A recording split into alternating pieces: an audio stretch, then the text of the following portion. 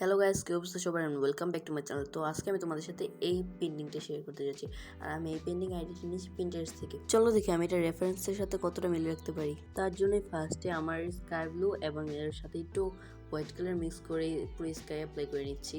সেমভাবে আমি জায়গায় সবগুলো জায়গাতে স্কাই ব্লু কালার সাথে যে জায়গায় মেঘগুলো দেবো আমি সেই মেঘগুলোর জায়গায় দিইনি। আমি মেঘগুলো আঁকার সুবিধার্থে আমি জায়গায় পেন্সিল দিয়ে স্কেচ করে রাখছি এবং কোন জায়গায় কোন কালার বসাবো সেই কালারের ফার্স্ট অক্ষরটাও লিখে রাখছি। তো আমার পুরো স্কাই ব্লু কালার দেওয়া ডান। তো এবার চলো আমরা মেঘটা আঁকি। আর মেঘটা দেখতে একটু কঠিন লাগে, বাট এটা অনেক সহজ। এটা সিম্পলি ভেরি গর্জিয়াস একটা পেন্টিং।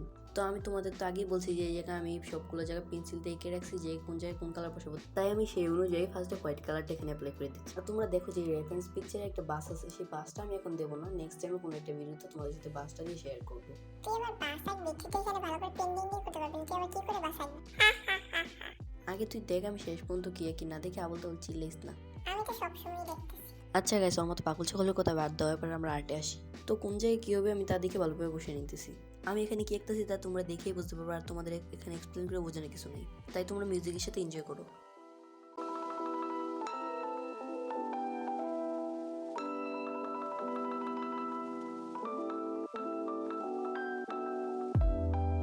তো এবার নিচের মাঠটা কালার করার পালা, তাই আমি ফার্স্টে লেমন ইয়েলো দিয়ে ভালোভাবে ব্লেন্ডিং করে নিচ্ছি।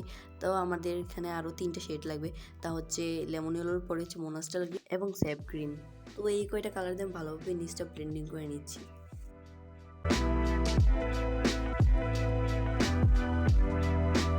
তোমরা এতক্ষণ ধরে ভিডিও দেখতে, তোমরা ভিডিওতে লাইক আর কমেন্ট কোনটাই করো, তাড়াতাড়ি করে লাইক কমেন্ট করো, আর সাবস্ক্রাইব না করে থাকলে তাড়াতাড়ি সাবস্ক্রাইব করে দাও।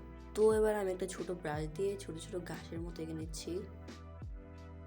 তো এবার একটা স্যাটিসফাইং জিনিসের পালা, সেটা হচ্ছে এই সাদা ফুলগুলো। এই সাদা ফুলগুলো না থাকলে মাঠটা পুরো একদম খালি দেখা যেত, তাই আমি এখানে ভালো করে সাদা ফুলগুলো এঁকে নিয়েছি। সাদা ফুলগুলো আঁকে একদমই সহজ, তোমরা একটু দেখলেই বুঝতে পারবে। তো আমি সেমভাবে এখানে অনেকগুলো সাদা ফুল এঁকে নিয়েছি।